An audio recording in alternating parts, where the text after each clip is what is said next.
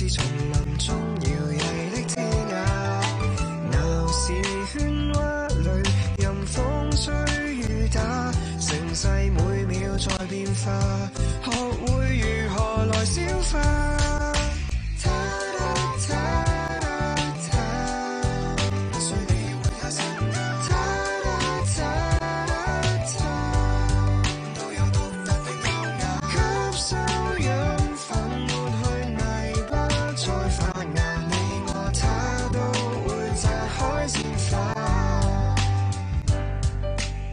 逢星期一至五晚上10點至12點，香港電台第二台，陳淑蘭、陳子清、吳家樂、彭詠儀、林思敏，他。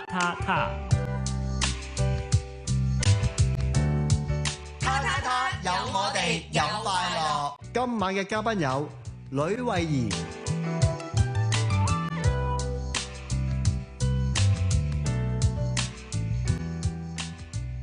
好啦，歡迎大家收聽我哋今晚的他。今晚請嚟呢位嘉賓呢，哇！其實之前呢，好想約你上嚟傾偈，但係又知道你呢非常之忙，要翻屋企係嘛？係啊，又要翻屋企，跟住又要讀書，咁啊，終於呢都約到你上嚟同我哋傾偈啦。我哋有呂慧儀長腳蟹。Hello， 家樂爸爸 ，Hello， 子姐，係啊！誒，突然之間，阿家樂個輩分高過我哋爸爸，爸爸嚟，點解你係爸爸？因為佢係爸爸。哦，咁唔通我係媽媽咩？你都似媽媽嘅，因為點解咧？媽媽都未必識縫紉，你識喎。佢又識做好多女人做好細心嘅嘢，真係女人未必識喎，真係。你係古代人嚟嘅，係。但係調翻轉，古代人都男人唔會縫紉嘅喎。古代人嘅才能好似係比較廣泛少少。唔使抬高我，好多男人做到嘢我做唔到。誒點樣抬高你都唔怕。咁啊，因為咧第一件事咧，我好少女嘅藝人嚟咧。第一件事，我要同你度下高，因為佢係177 cm，平時喺熒光幕咧，真係睇你唔覺177 cm，一拍落去，哇，真係好高。因為我咧就話俾人聽我170 cm，但我見到哇，嗰7 cm，哇，你係從細到大都係咁高嘅？唔係㗎，我係中學高得多啲咯。我細個小學嘅時候，我唔係特別高，唔係排最尾咯，我係排中間咯。哦，好多時就係話啦，同年紀啊，不論男女都好啦，男咧發育係慢啲嘅，通常咧都係矮好多嘅。係女仔咧，即係如果係話小6到啦，已經好高大㗎咯喎。我高得最快嗰2年係 Form 2 Form。係咪食錯嘢咧？唔知食啲咩？定係做運動咧？做運動。打籃球係咪？因為我上咗中學之後，有打籃球，有打排球，有跳高。跳高啊！跳高呢家嘢真係好得㗎喎。係啊，係啊，因為佢好似話跳高嗰陣時，佢因為伸展啊嘛，係啊，背月式係伸展㗎嘛。哦，喂，唔係因為應該個人高咗先至參加跳高嘅咩？因為背式嘅話，如果你矮嘅話，即係一寸長一寸強，所以佢一寸短就一寸弱。係啦，所以我係打咗排球、籃球先嘅。同埋去咗跳高，佢都高得好快，嗰2年突然間飆咗10 cm，哇！飆咗10 cm 啊！又條裙又過膝頭哥變咗唔過膝。哇！如果你唔知喺邊啲國家啲人以為你食咗嗰啲有問題嘅咪奶粉啦，嗰陣時唔需要再食奶粉啦，食錯嘢啊！真係10 cm 唔少嘅啫。我你點啊？你食咗咩嘢咧？聽到喘晒氣。係點啊？我係啊點啊？你頭先玩嗰啲嘢，我兩樣全部都有玩啊！我兩樣都係校隊嚟嘅。係咩？我都係校隊嚟。你跳高都係啊？排球同籃球啊！哦，你我知點解打排球啊咁。我知點解，因為你踢埋波係咪咧？我踢波咧係我30歲先開始嘅。哦，咁所以我成日覺得咧，我係咪俾人呃咗啊？又話打籃球會高嘅，又話打排球會高嘅。咁你會唔會諗下，其實如果你冇打籃球同排球，你同阿志偉哥拍埋啫，可能有機會睇過佢。最後我唯有用你啱啱講嗰樣嘢嚟安慰自己。係如果我唔打籃球，唔打排球，我諗我得163。就唔係173。咁唯一係咁諗咯。但係唯一個遺憾就係因為我高度嘅問題咧，我大下之後咧就放棄咗呢兩個運動啦。因為我知道嘅排球可以 set 波，矮啲冇所謂嘅。咁你話打籃球都可以做運球嘅球員都可以，但我覺得你咪局限咗我咯。咁又唔係啊，我覺得你而家幾好啊，係啊，啱啱好，係咯，啱啱好啱啱好矮得嚟唔矮，高得嚟唔高。係啦，你而家嗰個高度好舒服啊！冇錯。我唔但係你大家覺唔覺啊？點解你一高嘅人咧，點解坐低都位移都高過我哋嘅喎？因為佢真係高嗱，點解我哋今日咧一開咪不停喺度講佢高度咧？因為當我哋三位係唔同時間去見到佢嘅嚇，咁。我哋一見到阿慧儀嘅時候已經話：咦，你今日着咗咩鬆高鞋？咁然之後佢話唔係啊，平底嘅喎。我大家都係照佢個褲腳嚟睇。冇錯。然之後後來到蘭子又見到佢又係問呢一個問題，因為佢真係真人同上鏡一樣都係咁高，因為上鏡見到佢咧都係嘅，都係高人一等嘅。係，同埋你啲拍檔本身係高咧，所以我哋睇落去咧就唔覺。係啦，你哋即係差別咁大，但係我頭先行埋去佢身邊咧，我第一句問佢：咦，係你高咗定我縮咗啊？唔係，不過即係譬如咧，我而家睇戲我都會㗎啦，將嗰啲藝人咧經過門框嘅時候，我就會大概知佢幾高。啊，係啊，因為如果咪會踩寶㗎嘛，踩嗰啲凳啊，踩寶㗎嘛，所以講個矮都得咧，都可以變咗成6尺咁樣咁魁梧㗎嘛。喂，咁既然講開高度啦，咁你喺成長過程中咧，高度對你嚟講係着數定係有時會唔方便咧？我又唔會覺得真係好唔方便嘅，即係你買衫嗰啲，你咪買歐洲 size 咯。但係我覺得係着數多啲嘅，應該。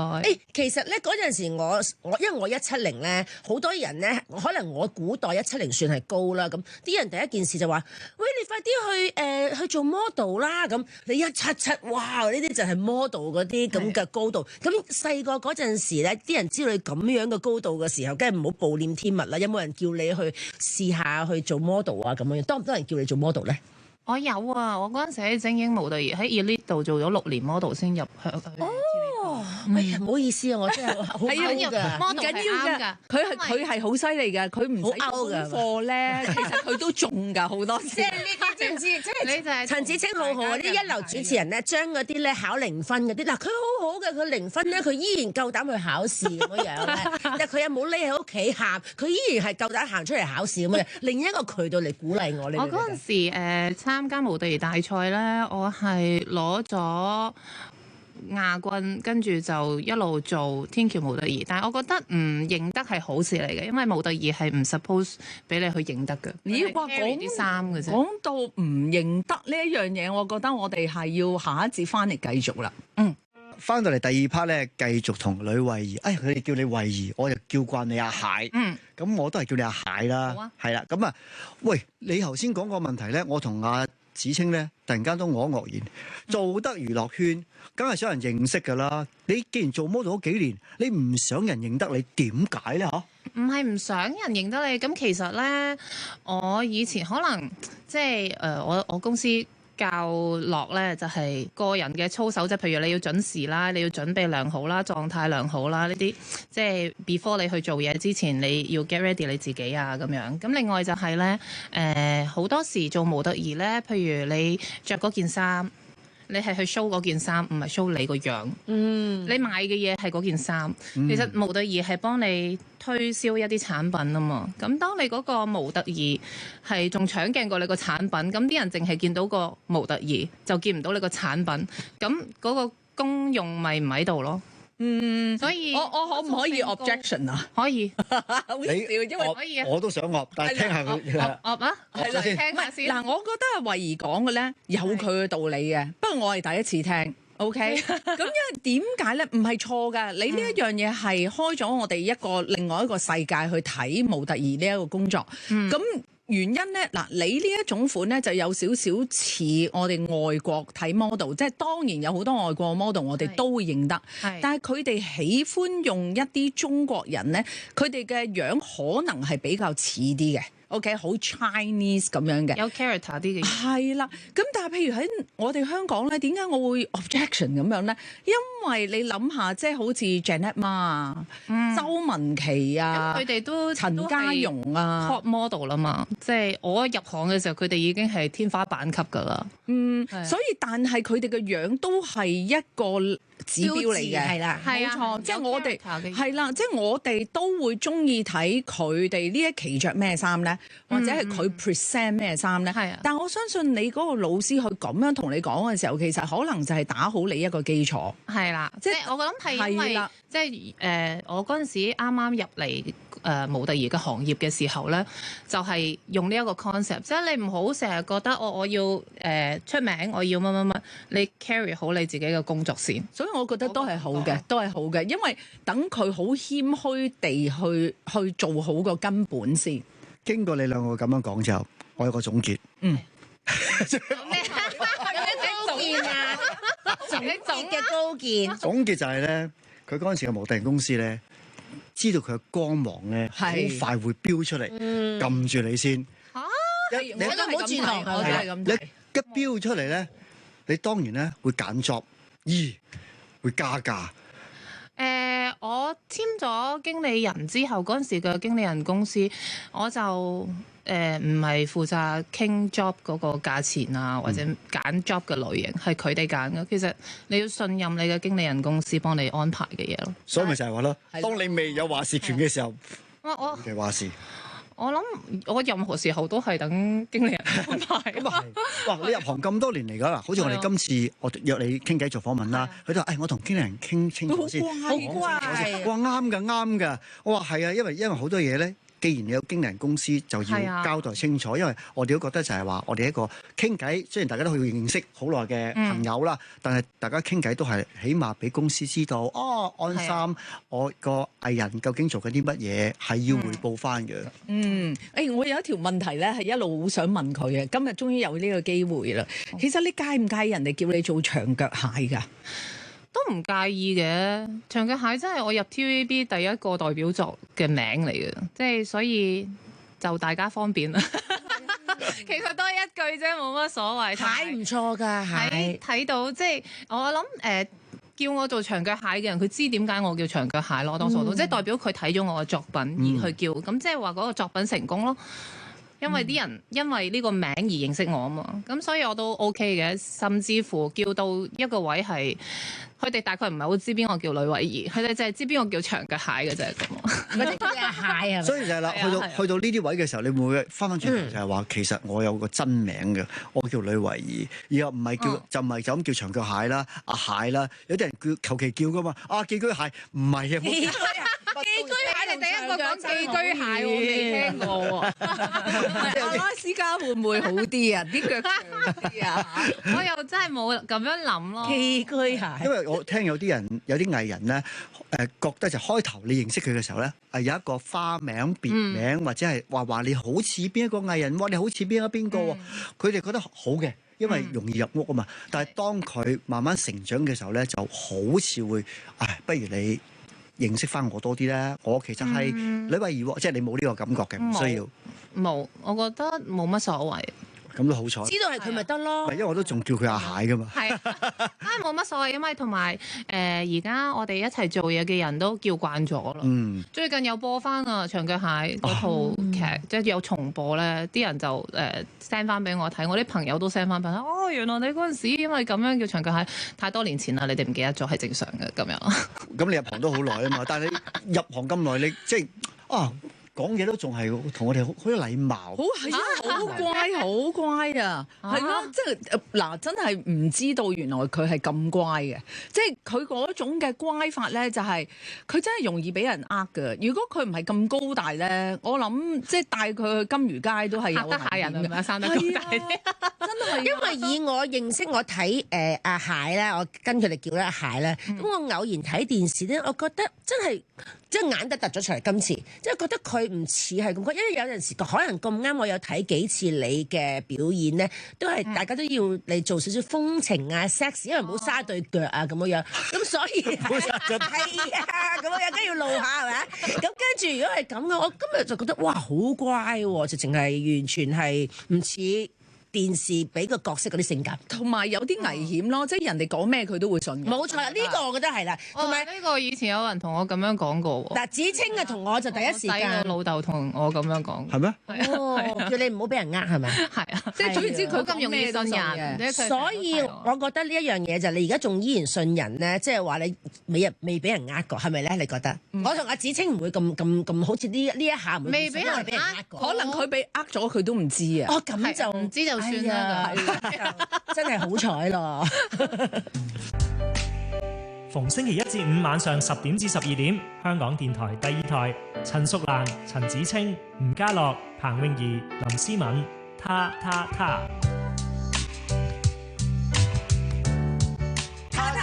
有我哋有快樂。今晚嘅嘉賓有呂慧儀。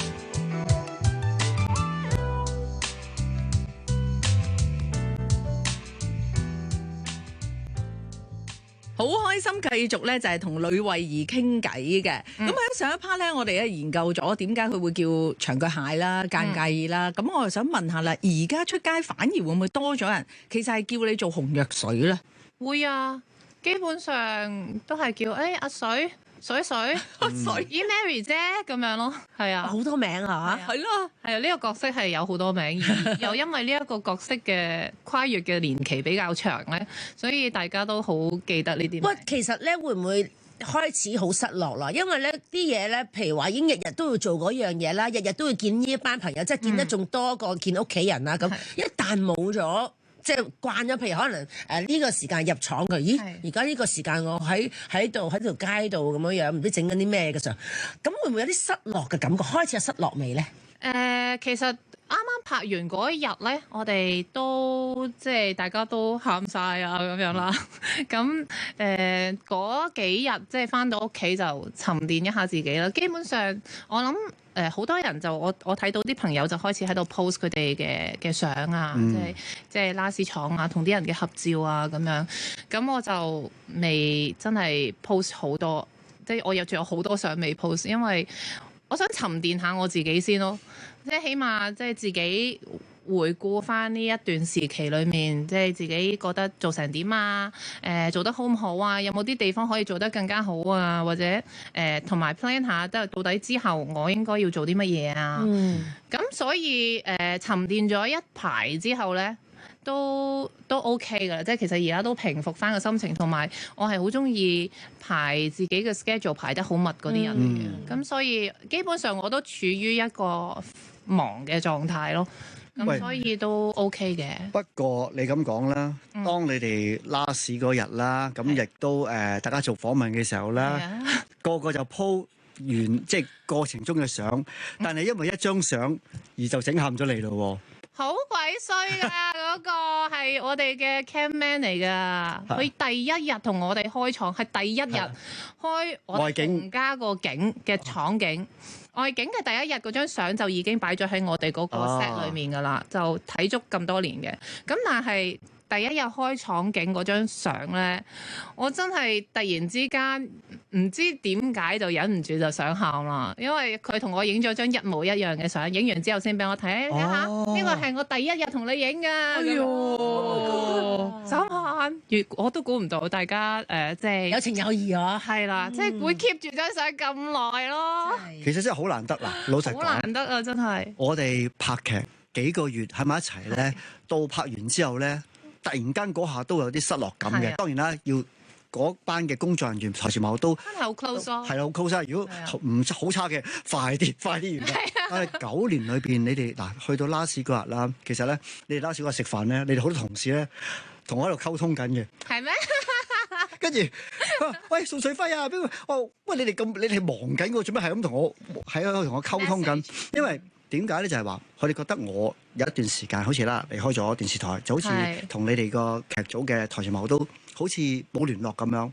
但係其實我話唔係啊，我話我因為咧真係知道你哋個開緊劇，尤其是開緊處境劇咧好忙，我根本上係唔想打擾到你哋。咁所以我就係話嗰段時間咧，我都唔特別去聯絡你哋。但係我知道你哋已經完啦喎。咁啊，譬如話阿豪仔啊嗰啲啊，成班啊，佢即係覺得話，喂，一齊諗下拍下平台嘢啊，做下啲嘢啦。我話好啊，我話其實你哋呢班朋友先，我曾經都係愛回家嘅一份子啦。我都好記得你喺初戀咖啡，因為我哋換晒所有餐具。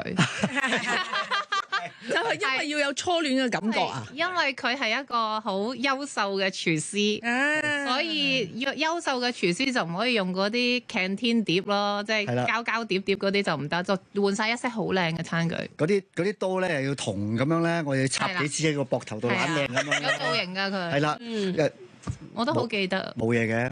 還 show 啫。咁但係我想問下啦，有好多時咧，我哋做演員啊嚇，譬如做得多嗰個角色，我哋真係會入咗戲嘅。咁我睇到你一段 news 都幾得意嘅，即係我即刻會覺得係啊，演員就係有一個付出嘅，你去做你嘅 gel 甲。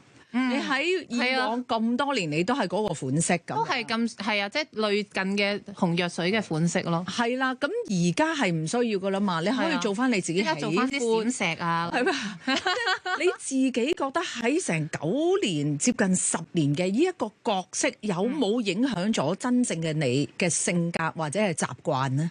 習慣即係一定有嘅，因為甚至乎保染頭髮嘅顏色咧，我基本上每3-4個禮拜要去保染一次顏色，因為我會出咗條黑界出嚟㗎嘛。咁所以咧已經係染到咧，幫我染頭髮嗰個師傅已經話得㗎啦，好快搞掂㗎啦，1個鐘已經染完就得。即係佢已經熟手到可以好快搞掂，但係每一次我要個中環整咁樣咯。但係我覺得都 OK 嘅，take 少少 me time 俾自己去 enjoy 下都 OK 嘅。會唔會話其實嗱9年裏邊，中間就諗下，咁我有時都想扮下靚，去一啲 event，想轉下啲造型，轉下啲顏色，換下啲指甲。哎呀，唔得喎，練緊戲喎。係啊，即係會唔會都有少少懵嘅咧？譬如話，我明明呢套衫轉呢個指甲油嘅顏色，或者 set 呢個髮型就會更好啦。會唔會中間其實都有都會犧牲都幾大㗎？其實都呢個就考我哋啲，譬如髮型師就考佢咯，點樣可以有啲唔同嘅頭髮啦。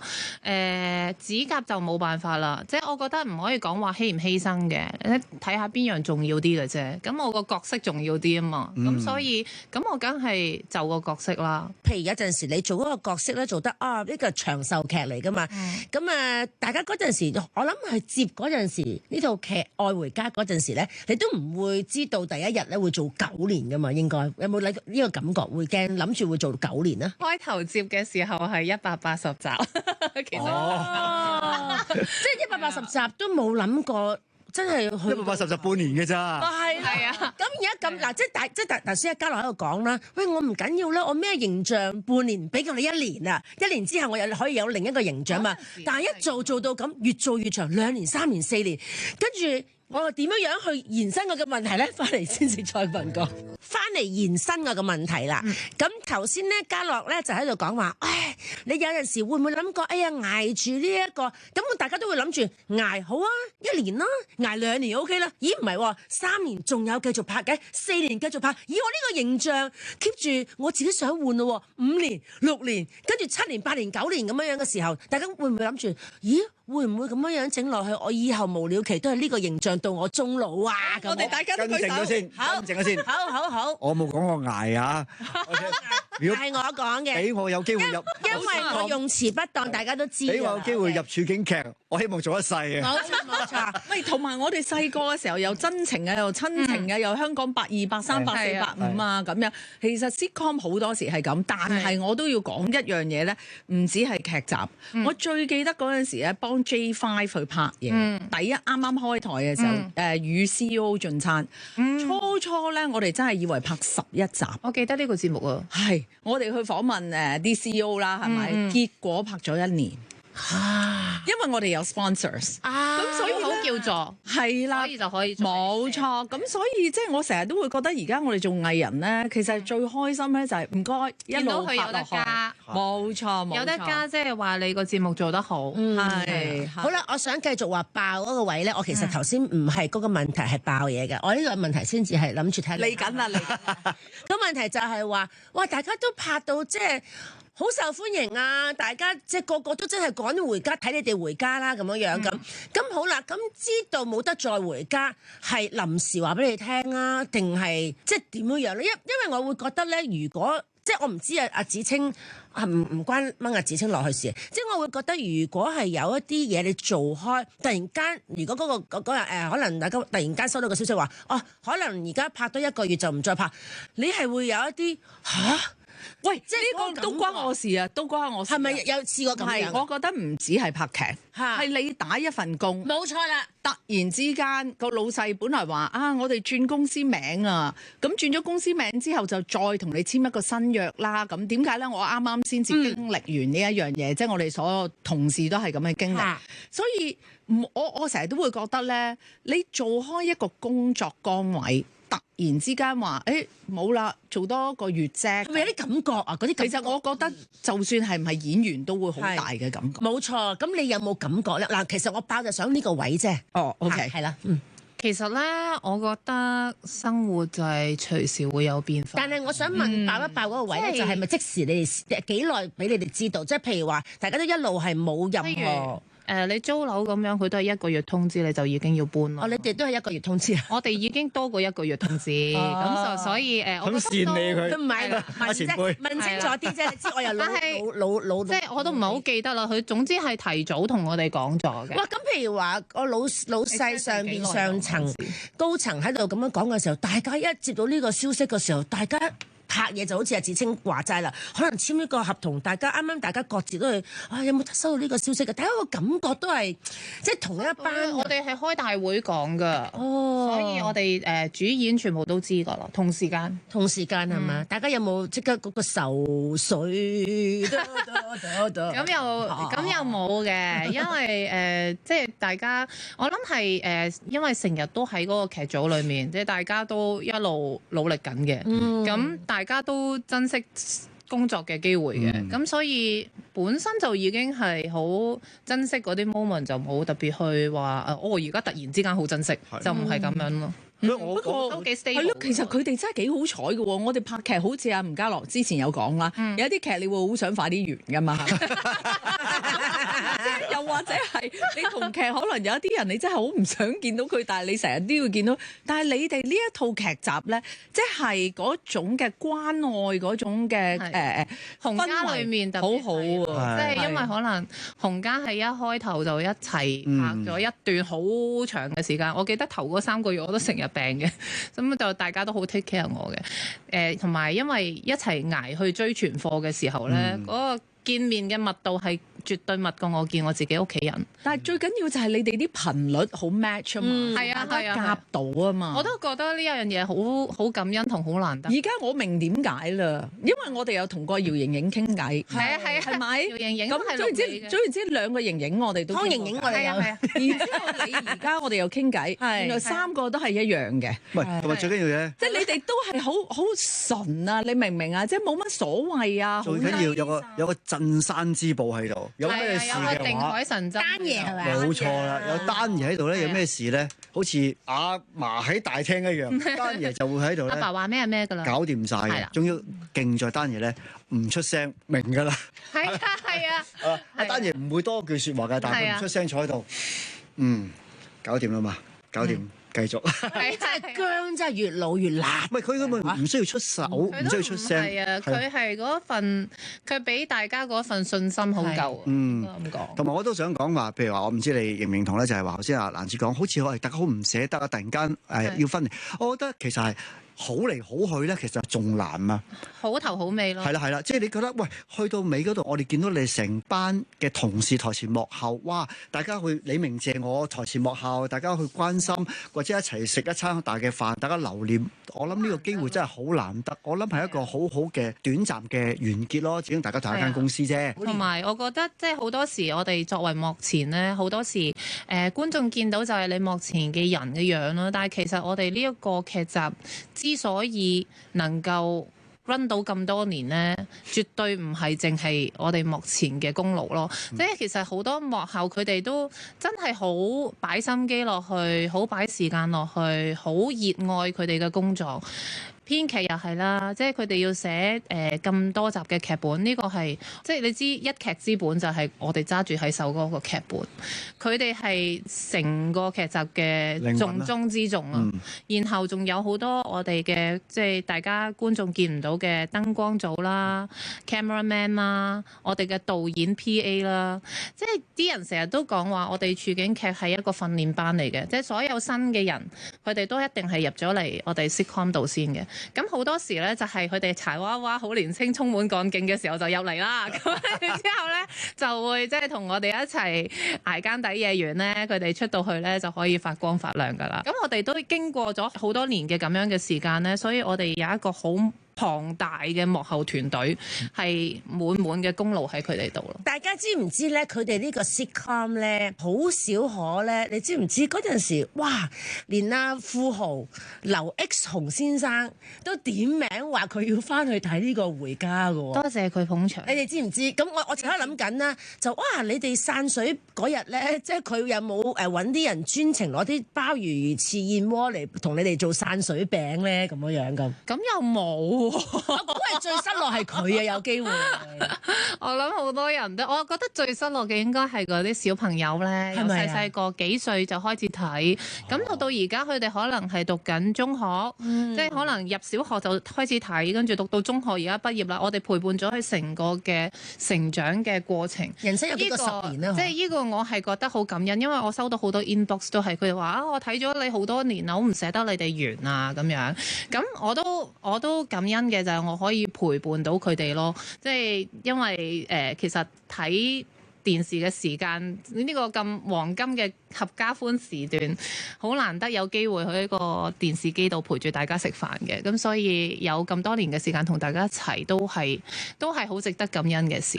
咁啊嗱，你就講嚟講去咧，都係話多謝翻製作團隊啦、fans 啦、觀眾啦。咁對於自己啦。自己有冇諗一諗就係話紅藥水呢個角色其實都好入屋啦，我已經做咗咁耐啦。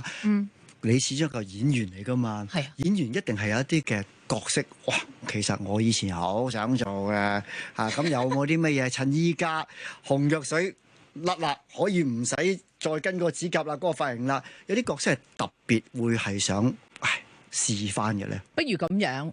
呢一條問題太重要啦，吳家樂，你問得真係好好啊！所以我哋聽晚繼續要請呂慧儀上嚟同我哋傾偈。俾你諗一晚啦。好啊！他有我哋有快樂。今晚嘅嘉賓有呂慧儀。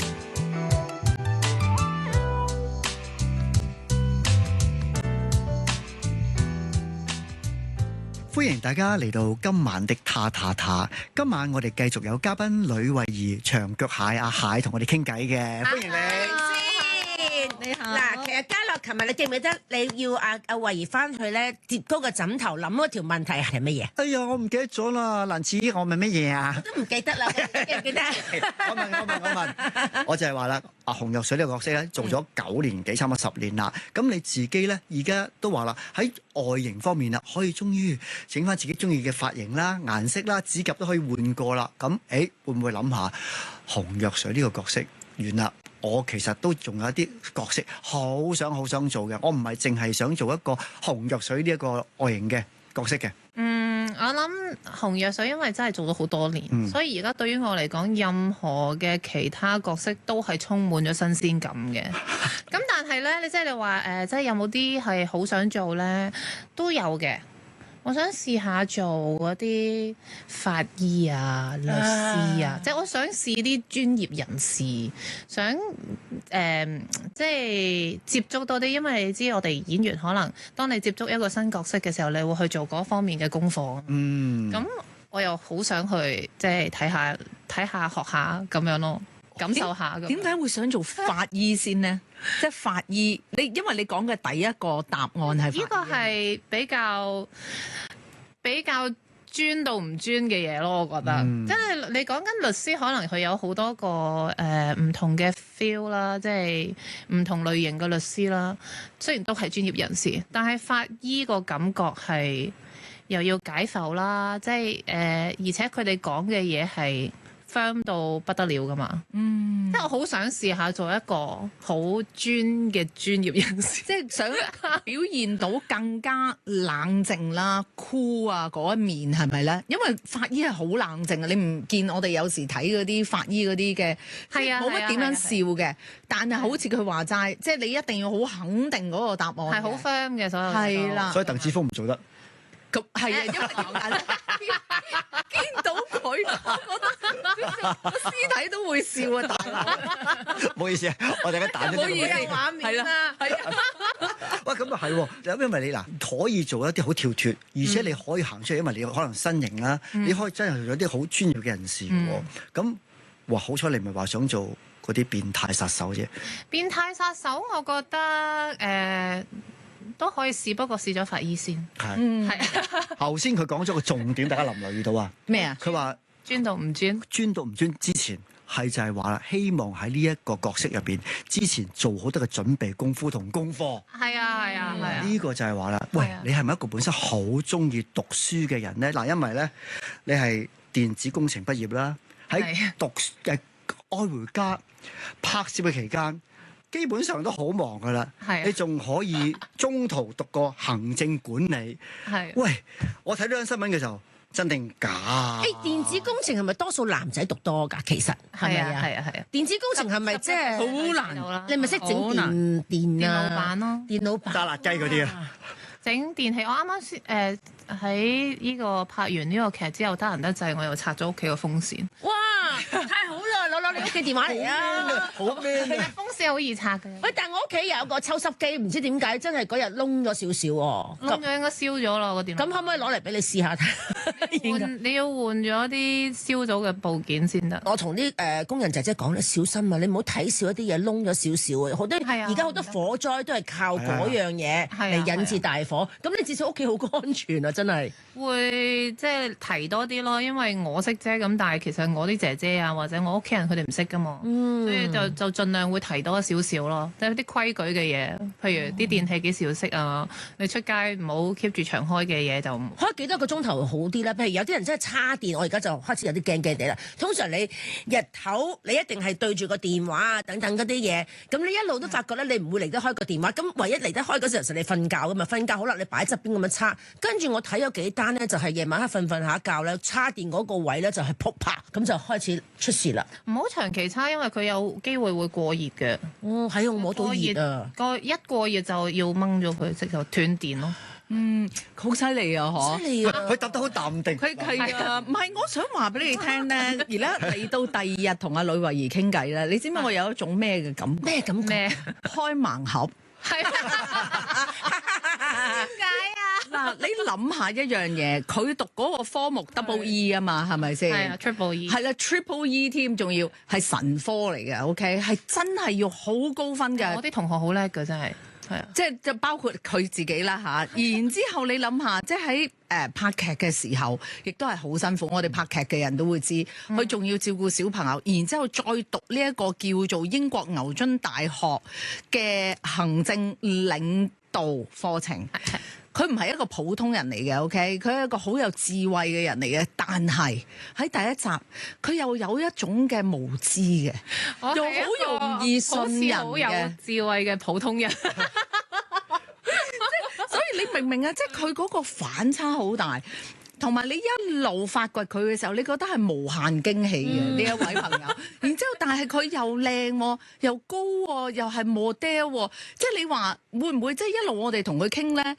係你話似唔似開盲盒啊？係啊，即係你諗下一個男人咧，譬如喺個側邊咧，噗噗噗燒咗 fuse 定唔知點樣，係佢嚟你以為個男人話佢整，跟住男人通常都行過去，我哋買過個新啦，唔使等我嚟，插整完之後幾冇人啊！同埋我都想知咧一樣嘢就係話，你咧點解會選擇呢個男士咁中意嘅？因為阿子清頭先都形容啦，係咁靚啦，咁高挑啦，咁樣樣嘅時候，點會選一個男人嗰科嘅電子嘢咧？電子工程咧？即係其實我覺得好大程度係 based on，因為我本身好中意讀數同 physics 啊。哦。咁我讀高中嘅時候就係讀 pure maths 同埋讀 physics 嘅。咁嗰陣時嘅老師又教得好好啦，咁所以就變咗嗰陣時揀嘅時候呢，因為我中文都 OK 嘅，中文老師又係教得好好嘅。咁到底我讀中文、歷史、文化做一個文人啦，定係做數學同 physics 咧？咁我揀咗理科嘅嘢嚟讀咯，所以我就讀咗電子工程。好啦，嚟到我哋第二 part，繼續同呂慧儀傾下偈先。你讀呢個嘅電子工程係最開心，知唔知係邊個啊？邊個啊？關你事咩？關你咩事啊？係啊，講到最開心係你咁。係啊，咁開心嘅，一定係啲男同學，唔係咯。即係你諗下，係喎大部分都係男同學，突然間有個我都有女同學㗎，咪就係咯，突然間有個 model 咁咪入嚟讀喎，幾開心，幾養眼幾啊開！心係嘛？唔關事啊，我覺得嗰陣時大家都柴娃娃嘅，冇諗咁多嘢。嗱，我話俾你聽，呢個吳家樂嗰個表情咧，一定就係佢笑到咁樣係係啊，佢平時喺學校每一年咧就一定喺度諗啊，有冇靚女咧？今年係新生咧，咁你係咪啊？吳家樂啊！嚇，你你頭先個樣係會諗下幾似嗰啲學生啊！我覺得有啲即係人都係中意睇靚嘢㗎嘛，係係啦係啦係啦，咁就係會開心啲咯。係咩係啦係啊，係啦係啦，你睇 Very 你睇你睇你幾認同我嘅睇法，係啊，係啦。咁你有啲推動力，令到你我今日原本諗住走堂，我都係翻去上堂先。點知我走咗堂，唔緊要，係阿呂慧走堂，等我關心下佢先。你做咩事走堂？你喺邊啊？你知唔知今日要做功課啊？係啊你今日做唔晒嗰陣時做 SU 㗎，即係我係學生會，哦，所以我都有一班莊咪，而家都仲有 keep contact 嘅，係啊，即係間唔中會見下面咁。咁我可唔可以又八卦下，即係又翻返去校園嗰個 feel 啦？係咁嗰陣時你係咪好多人追啊？又冇喎，又冇喎。你睇我哋兩個 O 咗就答得咁快，係，我覺得有隱瞞，隱瞞。首先就係我嗰陣時咧，好勤力想做嘢賺學費啦。咁因為我住 hall 都要錢噶嘛，咁所以我就久唔久就會出咗去做嘢咯，做 job 咯。因為我嗰陣時已經做緊 model 噶啦，係啊，呢係大學一年班。可能佢係嗰啲咧，人哋個視佢為夢中情人，佢自己唔知嘅，因為佢要佢個 focus 要我要揾錢幫補我個學費，所以睇唔到。啲人覺得哇，唔係呢種同學我有見過，因為有好多同學咧係好勤力咧，佢係唔中意同你 social 嘅。我係專心讀書翻學，最多同你 hi 同 bye 嘅啫。我嗰陣時仲未係咁知道學識係咁緊要嘅，哦，係啊，但係點咁勤力？但係係我係 enjoy 我嘅 life 咁樣去讀嘅。咁你既然話 enjoy 個 life，你中意數同埋錄電子，咁電子嘢會唔會你諗下？我其實通常啲人都會諗啦，讀書出嚟會做啲乜嘢咧？你嗰陣時會諗，我出嚟會做啲咩咧？電腦程式設計、維修。所以咪就係話我工程師嗰陣時淨係 enjoy 個 life 咁樣去你知唔知讀咯佢咪就係好似我哋以前讀書翻學咧，有啲好乞人憎嘅同學咧。哎呀，今日考試啊，死啦！我都未讀晒，冇啊，我都讀唔晒啊。其實我都冇時間。嗱，我就係咁信人我頭班啊，結果嗰個話冇讀書嗰個同學咧，永遠考第一啊，頭佢咪幾似咯。其實我都冇㗎，我都唔係，我係掹車邊嘅，我都會合格嘅，但係就未去到名列前茅。我啲同學就名列前茅。我覺得數學呢家嘢咧，我完全係冇㗎。我啲朋友咧，即係我有一年咧，我走去讀即係去第二度讀商科啦咁樣咁。咁跟住因為佢去第二度咧，咁所以我係俾唔到錢，我要麻煩佢個公司人幫我俾錢嘛。跟住我俾翻啲錢俾佢開張 check 咧，跟住佢第一件事，啲錢咧我係你去係俾你交學費，即係而家我還翻錢俾佢啦。咁佢話你讀書嗬，即係嗰個錢係40萬嘅學費，跟住佢話你寫嗰張出嚟4萬蚊，你咪讀過書啊？你咪我話唔係啊，因為數字咧嗰啲零啊數字我係唔得㗎，我從細到大數字都係唔得㗎。呢個我覺得係唔知係咪天生定咩？你個數學咁中意數，所以我見到啲人咧咁中意數學，我尤其是女人添咁。我想問呢個係咪天生屋企嗰個 gene 係中意數學啊？定係你細細個都知道你自己中意數學咧？我好神奇，我唔知子星中唔中意數學嘅咧。計數咯，係啊，多數女人都唔中意數學。係咯，女仔唔中意計。我會嘔泡㗎，我見到係啊。我冇喎，我中意做嗰啲，即係就算唔係計數，就算玩嘅數獨嗰啲，我都好中意咯。哇！咁你有冇諗過嗱？頭先我問個問題，有冇諗過話我讀完出嚟之後會做啲乜嘢嘢咧？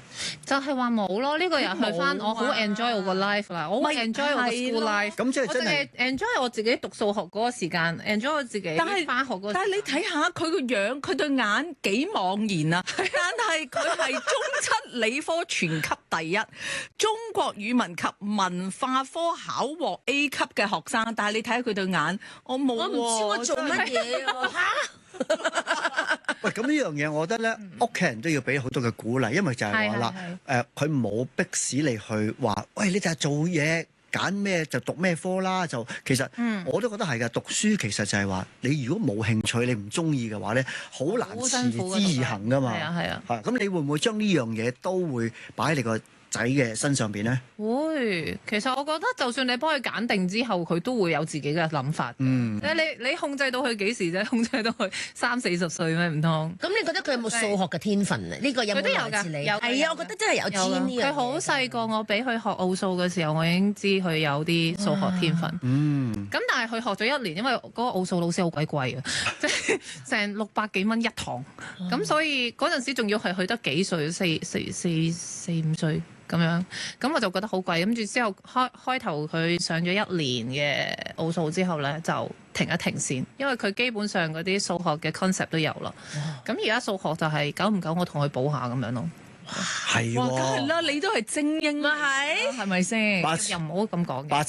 八，正所謂自己嘅小朋友咧，好難教㗎。係啊，你都明白仔係要俾人教嘅。係啦，仔女係要俾人教嘅。係啊咁你自己喺教小朋友嘅時候，會唔會話呢樣嘢都好難拿捏？同埋咧，正所謂話教仔又傷感情嘅喎，會。我覺得小朋友好多時都係家長嘅老師嚟嘅，教你點做人，教你點做嘢，教你點樣同佢相處。嗯。即係好多時咧我哋嗰個諗法咧就已經框咗喺一個輩份嗰度啦，可能即係爸爸媽媽，我要指令你要做啲乜嘢，做啲乜嘢咁。咁我就通常都同我小朋友講係總之我咧就負責養你，養到你咧14歲啦。14歲本身講16歲嘅，但係而家我改咗，我同佢早排改咗。我話14歲之後咧，你就要負責自己嘅嘢啦，對屋企要有貢獻嘅咯噃，咁樣啦。跟住之後佢好驚啦，啱啱入中學，我哋佢話佢就快到啦，啱啱入中學係啊咪咯。係啊，開始讀中學嘅時候，我話嗱，你而家中學咧，因為啱啱而家佢今年升中學，你中學之後咧，媽咪唔會幫你安排咁多嘢噶啦，你要自己 handle 翻自己嘅嘢噶啦。因為好多時家長嘅諗法就係我幫你準備咗啲咩補習班啊，我幫你排到個 schedule 靚一靚啊 ，fit 個漏油啊咁樣。咁但係其實佢唔 enjoy 啊，即係佢可能我唔中意咁樣，我唔中意咁樣。即係當然你又唔可以太過縱容佢，淨係中意嗰啲先至做啦。唔中意嘅嘢你要解釋俾佢聽點解你要做咯。咁而家咧即係開始慢慢要放手俾佢，即係開始佢長大咧，唔可以太多 routine 要佢去。被我控制，要有時尊重下佢嘅意願先得咯。即係你哋個相處係 friend 咁樣樣咯喎，係咪啊？我同佢一齊打機嘅。呢個可以講下。好啦，嚟到我哋第3 part 啦，繼續同阿呂慧儀傾下偈先。嗱，講到湊小朋友咧，嗱，我同慧儀都一齊開過工啦，我就從來都冇傾啲小朋友嘢嘅。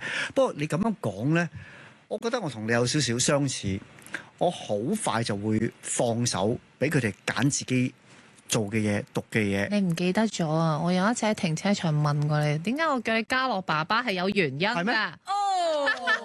我有答過你咩真？係一個爸爸咁款。有啊。係咩？你咪就係講翻話，你覺得小朋友順其自然啊，即係唔好管太多啊嗰啲咯。證明我冇反口啦。冇反口，冇反口。嗰陣時我好記得，因為我小朋友係好細都未開始讀書嗰陣，真係好多年前㗎啦。所以你唔記得係正常嘅。我明白，其實咧都好嘅，即係你未老咯，因為老咗嘅人咧，好耐之前嘅嘢先至會唔係，記得同埋證明我講嘅咧冇講大話。你係真係好真誠地答我嘅，我知道嘅。嗰陣時因為我都有即係喺停車場我哋咁樣見面啦，我就係你又知道我生咗小朋友啦，咁大家傾閒偈咁樣啦，跟住你都有同我講噶，我話係咯，我都諗緊報啲咩班俾佢啊，使唔使即係考啲咩牌啊，即係學啲乜嘢啊，比下賽啊咁樣，唔使啊，咪住順其考啲咩牌？你唔係考牌，考即係牌去教佢。譬如學一啲專業啲嘅嘢，譬如學下琴啊，學琴會唔會普通得滯啊？使唔使學豎琴啊？即係你會諗好多嗰啲，因為佢好細個嗰陣，所以你會諗好多嘢俾佢去試，睇下佢中唔中意。嗰陣時係咁。咁同埋我想追問翻頭先咧，你話佢開始要喺屋企作出貢獻啦。係。咁嗰個貢獻，你覺得係咩咧？即係做下家務啊嗰啲係咪要幫手？有大有細嘅，係啊。好正！如果見到你個樣啊，真係有大有細嘅，即係可能睇能力咯。當佢有時間或者有體力嘅時候，就做翻啲粗重嘢咯，即係幫手買下嘢啊、掟下米啊。雖然而家都通常嗌翻嚟，但係即係會俾啲嘢去做咯，即係做啲家務咯，或者執下屋咯。唔好我成日都同佢講，唔好成日指意姐姐一個做晒所有嘢，即係你都要幫佢手嘅。咁所以而家有時佢都會，媽咪我煎蛋啊，我煎蛋俾你食啊！哇，佢淨係識煎蛋嘅而家。都好有個心先啦。即係佢會做呢啲嘢咯。媽咪，我幫你整個生果盤啦。跟住佢就喺廚房搞好耐，跟住整咗個生果盤出嚟，乜生果都有喺度。哇！有冇一路食一路含淚啊？太過感動啊！而家就冇啦，不過會打卡，即係影低相咁樣咯。喂，咁你幾時開始就話識得用呢個收收放放嘅方法同佢溝通？因為同小朋友相處咧，真係一個好深奧嘅學問嚟嘅。係啊，我諗係一路以嚟同佢相處，即係你真係要同佢溝通嘅，你先至知道原來佢有佢自己嘅諗法。當佢有佢自己嘅諗法嘅時候，你又要諗下，咦？咁我嘅 planning 其實係咪唔係好 suit 佢咧？咁樣，即係你要同佢溝通得嚟，你自己都要自省咯。我覺得。同埋嚟緊又會係反叛期啦。係啊。到反叛期，因為咧，我突然間又係啦，我唔知點解。係我諗嘉樂爸爸我又翻嚟啦。突然間我嗰日啱啱飯局，啲朋友話：喂，嘉樂爸爸，你啲細路仔反叛期嗰陣係咪咁㗎？佢真係乜嘢都鬧，一言九鼎。我係咁嘅。我話我哋都經過呢個階段，唔緊要啦，你安然接受啦。2年後冇事㗎啦。要2年？係啊，即係堅啊嘛。係啦，咁所以其實你自己會唔會話即係有啲嘢都特別會堅持要佢？喂，我一定要咁樣樣嘅。有啲嘢你真係唔好話，因為你我反叛期啊，我大個啦，我決定咁樣啊，唔聽啊咁。有冇啲底線嘅你都？有，即係對 grandparent 嘅 respect 要有咯。即係你唔可以因為你反叛期唔 say hi 唔 say bye 唔理人咁樣又唔得咯。聽唔聽道理㗎佢？即係佢會肯聽道理咁。聽㗎，咁好。基本上佢都有自己嘅一套道理。真係啊！呢一個我反而好想知喎，因為睇到你哋啲相咧，你話佢有佢即係佢嘅道理咧，我先想講，佢其實好似好 forever baby 咁嘅樣嘅喎，仲佢喺我面前係咯，但係其實我都有咁樣嘅感覺嘅，即係我覺得屋企係一個你可以唔需要有任何戒心嘅地方，你可以 feel like baby 都得嘅。咁但係出到去你要有你自己嘅想法，你要有你自己做事嘅原則，呢一樣嘢係佢有嘅。佢即係佢同同學相處，佢都有自己諗法嘅。係啊。例如咧，佢會係點樣㗎？有時我會問下佢喺學校裏面有冇啲同學點啊？佢會講翻俾我聽咯。我話咁你有冇去幫手啊？咁佢就會覺得唔一定每一次都要人哋一有事你即刻衝過去幫手，唔係咁樣嘅。你要人哋真係要求你去做嘅時候，你先至去幫咯。咁樣咦？有思考喎。即係佢會智慧喎，係嘛？唔好太殷勤啊嘛。同埋有時即係因為我好細個已經成日都同佢講嘅，即係譬如一啲好簡單嘅嘢。如果出街你走失咗，咁點樣啊？咁你可以點樣做啊？佢話我就同佢講，我話你如果喺商場，你就去揾 secure；如果喺街度，你就去揾一間超市或者便利店入去揾嗰個 cashier 係一定有閉路電視嘅，所以你會好安全。同埋你問佢哋借電話，佢哋都會借俾你嘅。咁但係好唔好彩地，佢真係經歷過一次走失喎。嗰次就係咧，姐姐唔知點解自己上咗車啦，喺個轉車站度。咁我個仔就去咗洗手間啦。咁佢就唔知我個仔去咗洗手間，以為我個仔上咗車喎。最仲要好衰唔衰，佢連我個仔個八達通都攞走埋。我個仔本身其實自己已經識得搭車㗎啦，不過我為安全起見就叫姐姐同佢一齊搭啦咁樣。咁跟住之後佢就揾咗個唔知咩電話打電話俾我，我嗰陣時喺度開緊廠，拍緊最後一場廠。好彩你聽電話啫。咁我就咁奇怪嘅，打咗2次嚟，跟住之後咧我就即刻聽啦，跟住我個仔把聲喎，媽咪。Auntie 留咗我喺個轉車站啊！哦，咁你而家喺邊啊？跟住我而家喺個 convenience store 嗰度問嗰個 cashier 姐姐借個電話俾我咯，咁樣我 OK，咁你喺嗰度等我翻嚟接你咁樣啦，你唔好周圍走喎，咁樣咁佢知嘅，咁佢就 stay 喺嗰度啦。點知隔咗一陣間，佢再打電話俾我，媽咪個 convenience store 要閂門，跟住佢話你幾時到啊？咁嗰陣時你知又係嗰啲放工嘅 peak hour 咧，即係我係點都唔會快得到去邊噶啦，又住得遠，即係我翻工好遠噶嘛。咁跟住之後咧，我就話唔緊要，你俾啲耐性喺度等緊，因為而家冇落雨咧，你就即係企喺一個安全嘅地方啦，冇周圍走啦，我會嚟揾你噶啦咁樣。咁跟住之後轉個頭，佢又揾咗個另外一個電話打電話俾我，你問邊個借電話？即係我好驚佢周圍去問人借電話。咁跟住之後佢就話：我見到有一個咧，好似係 grandpa 嚟嘅，佢抱住個孫女，我覺得佢係安全嘅，所以我問佢借咗個電話。哇，好叻仔！即係佢有一個 process 喺度啦，自己都。所以有時就係經過呢一件事之後咧，我就覺得首先我姐姐都嚇到膽都冇埋啦，咁跟住之後我個仔亦都學咗一課啦，咁我覺得都係一個好好嘅經歷嚟嘅。咁然後我又可以知道原來佢個腦係會 process 我同佢講過嘅嘢啦，然之後佢喺自己遇到嘅事情嘅時候，佢會自己去分析。咁我覺得都好嘅。有時我哋作為家長，你即係牽手牽得太耐咧，佢變咗唔識自己走。唔知係咪因為自己都係媽媽咧？一睇到小朋友個樣咧，就會好肉緊，尤其是係你個仔，你個仔肥嘟嘟咁樣，係啊！我而家都好想搣佢，同埋好乖㗎喎，即係頭先我哋聽你咁講咧，都會係學習到一樣嘢，其實即係早啲去同佢講道理，然之後去話俾佢聽，要有呢個危機處理方式，原來係好重要嘅。咁嗱。你頭先有講到啦，佢而家已經升中學啦。咁有啲乜嘢？其實你嘅安排上面，我知道又係有少少唔同嘅咯喎，已經係咪？佢有轉咗 system 係咪？即係你由一種嘅學習方式轉咗去另外一種啦。其實因為佢幼稚園嘅時候嗰間幼稚園好好嘅。係我家姐個仔都係讀嗰間嘅，咁我睇住我家姐個仔，哇！喺而家14歲入咗大學，超級勁咁樣。哇！跟住之後咧，好彩係啊，即係好彩我又即係俾我個仔入到去讀啦。咁跟住之後就上小學，小學係一間都有啲難入嘅嗰陣時，咁好彩地幸運地佢又入到去讀啦。咁呢間學校都不錯嘅，佢間小學。咁佢就1至5年班喺嗰度讀，咁係打咗一個好好嘅基礎。即係因為佢哋都其實雖然係話 Happy School，但係其實都谷谷地嘅。咁就所以變相佢對於一啲即係考試啊、默書啊、測驗啊，咁佢會唔係話真係好勁大壓力啦，我大壓力啲啦，即係佢唔會好大壓力啦，而佢個底子係會打得好穩嘅。咁然後呢，去到你知小學去到6年班就要呈分試啦，5年班有1次呈分試，6年班有2次呈分試。咁跟住之後就係大搞珠升中學嘅。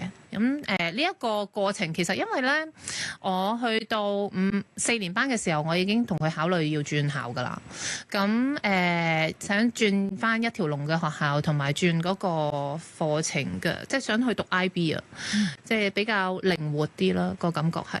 咁然後呢，我就俾佢，因為我4年班嘅時候趕唔切嗰啲遞表嘅時間，咁就俾佢讀多1年5年班，順便體驗一下呈分試啦，咁 feel 一 feel 佢啦，咁然後我發覺，咦，原來我一路開工，我係唔能夠同步地同佢去陪伴佢去完成呢個考試，即係我會好吃力咯，唔係話唔得，但係變咗我同佢都會好 stress 啊。咁所以咧就5年班就開始轉轉咗去而家呢間一條龍學校啦，咁直升中學噶啦。咁佢亦都因為有一個都幾好嘅基礎，所以佢去適應嘅時間比較短啲。最大要適應嘅嘢就係啲朋友仔唔同晒啫。即係要識嗰啲新嘅朋友，咁但係我覺得人生就係咁樣噶啦，即係你一個階段轉去第二個階段，你就係要重新適應過咯。咁所以我都有同佢講嘅，即係佢一路未轉校之前，佢唔知發生咩事噶嘛，咁我就提早俾定心理準備佢先咯。咁都適應咗個零月，就已經好多朋友啦而家。哦，因為通常呢啲咧，必定會有唔捨得嘅嗱，咁佢嗰陣時都10歲，其實嗰班同學仔可能喺小1到小4陪伴咗佢都5年時間。係啊，佢唔係話我6年班一齊畢業一齊返，係突然間你自己一個人走喎。咁其實佢有冇嗰下都真係同媽媽講？喂，佢有啊，佢開頭去新學校嘅時候，佢有一路同我講話，佢好掛住啲舊同學。咁但係我同佢講我話其實咧你都只不過係早人哋1年去適應呢一樣嘢啫，你早過人哋適應，你咪快啲適應咯，係咪啊？你多啲時間適應咯。咁同埋你而家都可以識到啲新朋友噶嘛，係咪？咁如果你想見啲舊朋友，你咪同佢哋 online 打機咯。即係其實佢而家都係仲係有同啲舊同學一齊玩噶嘛。我話如果你喺新嘅學校，你真係識唔到朋友嘅，你咪繼續同啲舊同學玩咯，冇所謂㗎。你哋都已經 friend 咗咁多年咯，係咪咁樣咯？咁所以佢就慢慢就接受咗咯。同埋我覺得即係你唔好話唔使佢轉變，最好越多轉變越好。咁佢就會訓練到一種執生嘅能力。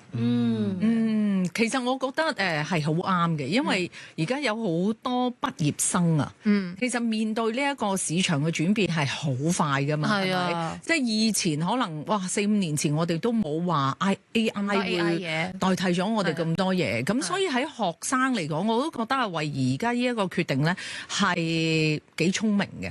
即係個細路仔由 DSE，佢都已經了解乜嘢係 DSE 嘅。佢小學冇分 D 唔 DSE 嘅，佢傳統學校嘅分別就係小學嚟講應該係 PYP 課程，即係IB 嘅前期咯。係啦，咁如果係咁，佢再喺中學係 IB 嘅話，一啲都唔難喎。如果係咁，而家佢早一年去適應埋，即係讀少少 PYP，咁佢上到初中就 MYP 啦。咁然之後就俾佢哋揀到底 DSE 定係 IEL 定係 A Level 定係 IB，即係到時可以選擇嘅。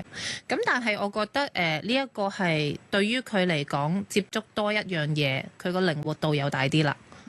等於點解 BB 嘅時候你要俾佢試多啲唔同嘅興趣呢？因為你唔知道佢到底叻喺邊度噶嘛。咁作為家長，你唔會即係佢一生出嚟，你一定係讀書叻噶啦，就係咁督佢讀書。你一定係運動叻噶啦，係咁掟佢去運動。可能佢唔中意咧，或者可能佢嘅擅長唔係喺嗰度咧。咁所以你變咗你要BB 仔嘅時候就忙啲啦，爸爸媽媽可能俾多啲唔同嘅嘢去試，睇下佢中唔中意。中意先至喺嗰個方面發展咯。仲有一樣嘢，我覺得咧，佢都好叻㗎，即係佢會俾小朋友去打機嘅。係啊，嗱，佢仲要陪佢一齊打機。冇錯，係啊。嗱，點解我會讚佢叻咧？有好多家長可能就會驚住嗰個小朋友，佢一路打機唔專心讀書。OK，嗱，有一啲小朋友真係曳曳地嘅，即係淨係掛住打機唔讀書嗰啲咧，就係唔得嘅。OK，但係我接觸咗好多嘅小朋友，其實佢哋又打機又讀書，結果我係見到一啲嘅學生而家出嚟咧係教 computer，即係一啲 computer science 嘅嘢，咁所以冇嘢係絕對嘅。他有我哋有快樂。今晚嘅嘉賓有呂慧儀、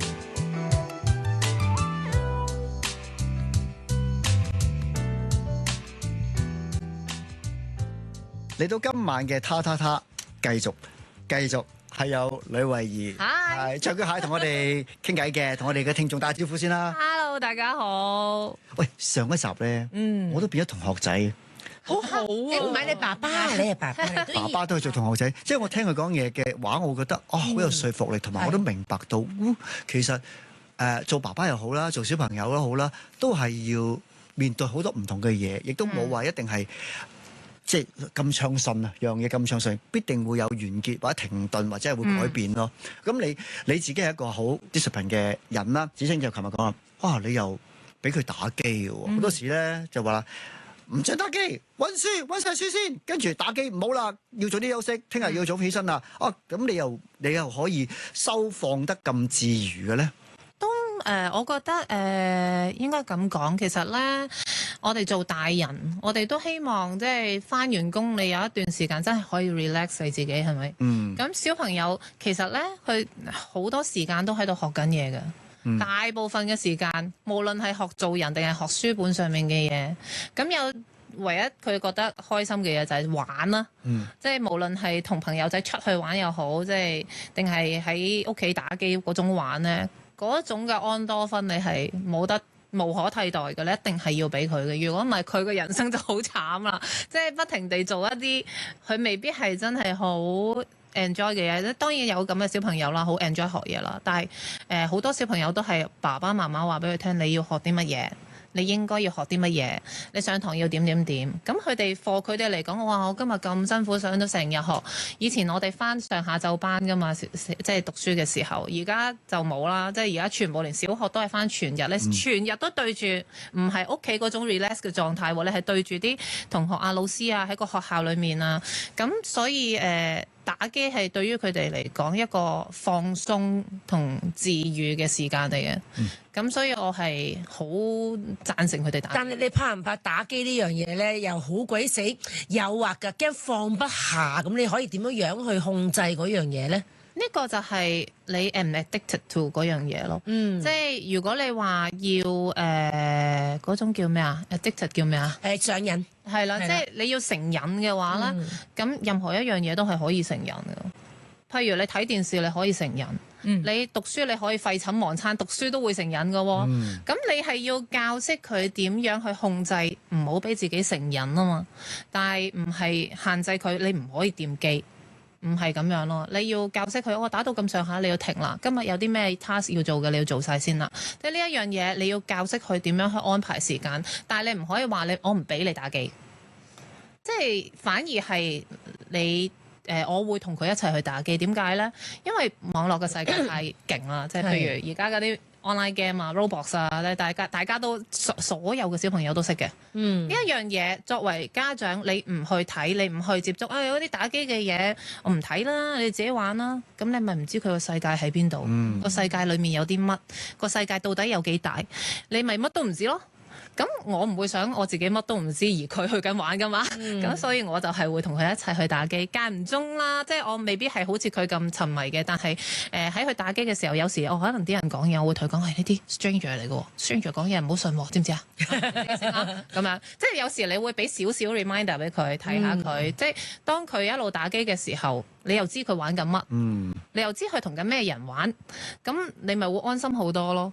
即係當然我都中意打機，即係我自己都有陣時玩埋晒嗰啲無聊 game，即係玩下掃毒，咁呢個都係我自己享受嘅時間嚟噶嘛。咁你點可以同個小朋友講你唔可以享受啊？咁樣哇！呢一個即係做媽咪真係有智慧啊！其實如果當我唔中意打機，我都會同佢一齊打機，因為點解？我要知道邊個同佢打機。你睇佢頭先嗰句幾好，呢個 stranger 嚟嘅，陌生人嚟嘅，唔好同佢傾咁多啊，係咪？你聽我講，好叻嘅你要提，即係我覺得呢啲係因為佢唔知道世界可以幾複雜，所以你喺佢真係自己去體驗之前，你 remind 咗佢先，咁佢咪會提防。我記得芷菁嗰次喺度講啊，話咧，因為咧我係唔中意數啦，唔中意電腦啦，你要我因為陪個仔啊咁樣去學電腦，我又唔中意打 game 㗎。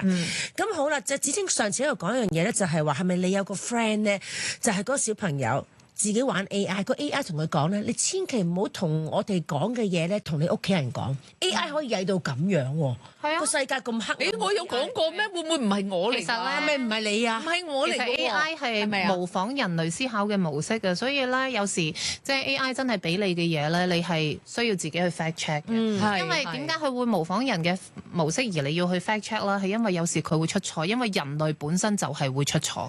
所以而家好得意嘅喎，已經有一啲嘅 AI 咧，佢下面會寫明我哋有機會會出錯，麻煩你 fact check 咁樣。係啊係啊，因為佢都係一個大數據嚟嘅啫嘛，等於我哋上去揾資料嘅話，都要知道嗰個資料嘅來源喺邊度。你只能夠當佢係一個用具咯，工具咯，功能咯，即係你唔可以全權去依賴一樣嘢。但係小朋友已經唔會啦，好多嘢問AI 啦，問 AI 啦，咁已經 friend 咗啦，已經 AI 係可以減輕佢哋做搜集嘅時間嘅，亦都可以幫佢哋攞到好多嘅資料。佢哋需要做 research 嘅時間可以慳翻好多，咁學嘢係會快咗嘅。我覺得AI 喺教育上面係幫助多過危害嘅，即係幫助嘅程度係一定係大過所有嘢噶啦。即係佢哋起碼唔需要好似我哋以前去 library 慢慢自己逐本書抄，逐個 index 睇呢本書擺邊度，跟住再去嗰度揾完之後再睇完嗰本書之後先至可以做。我記得啦，我知點解蘭子頭先會咁樣講話，我提過呢一樣嘢，係咪啊？係因為咧已經有好多公司發現咗一樣嘢，我哋去查 AI， 譬如啊呢個產品好唔好用？其實 AI 俾你出嚟嘅答案未必係真嘅，因為我哋可以 feed 好多，不停話呢一個產品佢嘅優點係乜，我哋不停喺度 feed in。咁佢譬如我收到10個資料，原來有8個資料係我擺入去話非常好、非常好、非常好，佢滿足你嘅答案。冇錯，所以佢哋收集翻嗰個庫，冇錯，嗰個數據咧就會話係 OK 嘅。但係我攝一攝先，我真係記得有個人，如果嗰個唔係你嘅話咧，話俾我聽個 AI 同個小朋友講，喂我哋有啲嘢你唔需要同屋企人講。呢個就唔係我嚟㗎啦。係啊，可以咁樣，所以我覺得 AI 好壞啊，有啲人類。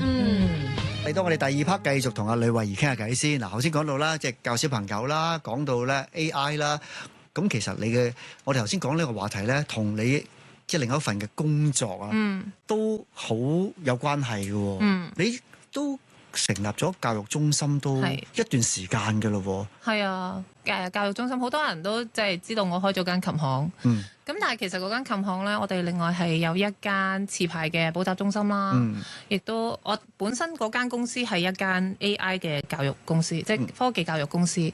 之前我哋咧都整咗一啲嘅片咧，俾啲小朋友自己得閒 loop 嚟睇啊，學 STEAM 嘅嘢嘅。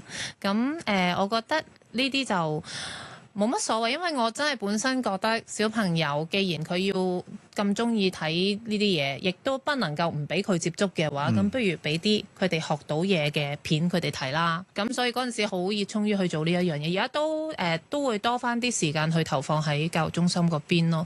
希望即係睇下可以做到啲咩，幫到啲小朋友學嘢容易啲，或者開心啲。其實你第一步係開咗一個藝術中心先嘅，唔係我哋嗰間公司科技教育公司，咁但係旗下咧就係有一個補習社，同埋有一個琴行，本身已經有噶啦。我哋再去開即係俾記者見到嘅嗰間咧，就係一間鋼琴同即係音樂同藝術中心咯。3間鋪啦已經。哇！你真係好犀利喎！嗰個時間點樣分配咧？我覺得我又冇特別去諗點樣分配時間。好彩我個拍檔係即係我個拍檔都係一個教育博士嚟嘅，咁好多嘢我都係喺佢身上學，我成日都跟佢學嘢嘅。即係有時同佢開會啊，或者可能傾嚟緊我哋可以有啲咩可以做到啊，咁變咗可能佢都知道我係成日都要開工啦，咁我唔使開工嘅時間就同佢開會咯。通常都係咁，佢就我時間好好喎呢個拍檔。你覺唔覺得有盲盒出現啊？係哇！唔係，即係佢好得意嘅，佢每一樣嘢而家我會了解到，即係呂慧儀佢成功嘅地方係乜嘢咧？佢做每一件事，佢唔去諗嗰個後果住。但係佢做嗰樣嘢一定係正路先嘅，你會睇到佢由讀書到後來工作到而家嘅事業發展呢，佢會覺得呢一樣嘢係有意義嘅，我應該要做嘅。而做緊嗰刻佢好專注去做好佢，佢唔去諗我會得到啲乜嘢呢咁樣。咁但係當你做好一件事，其實你嘅成功嘅機會率就會大。